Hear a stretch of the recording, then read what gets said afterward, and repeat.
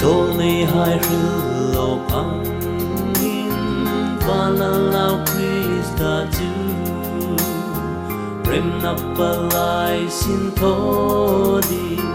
Dom takin na humping Bethlehem ma Noi le varim rem na Zantin long mani Poco núi ni hai lon takin la moi rem rum Núi le vas tar rem na tu hilu Tu hin ei ku ma chun Emmanuel tu Sa hung chen ka lal Krista tu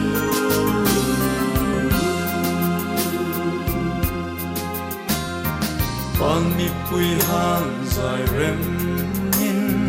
Sandam tuan trôi môi Ăn dài rìm môi thang khóc chân Bethlehem lại thưa Chúa hồn về đi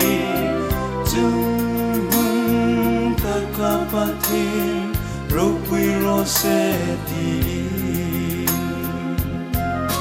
In bò cầu đuôi đi hai lon ta kêu la môi rem rung Núi le vas tar rem na tu hilu Tu hin ei ku ma chun Emmanuel tu Sa hung chen ka lal Krista tu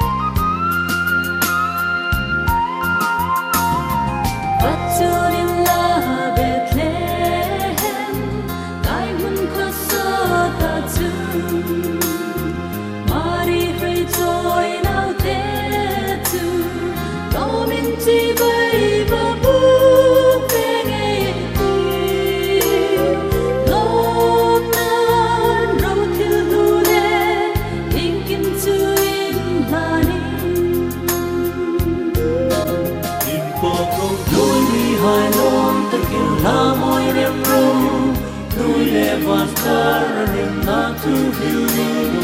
Tu hin ei ku ma chun Emmanuel tu Sa hung chen ka lal Krista tu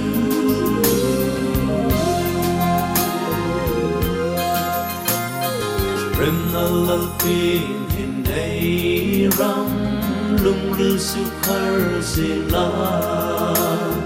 Bitin lung rư su thế hình Rem na chan chin tra chu hung tum ro se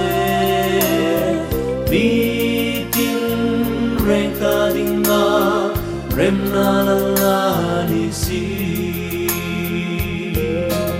In po câu đuôi ni hai lon ta kêu la moi rem rum Núi le vas tar rem na tu hilu Tu hin ei ku ma chun Emmanuel tu Sa hung chen ka lal Krista tu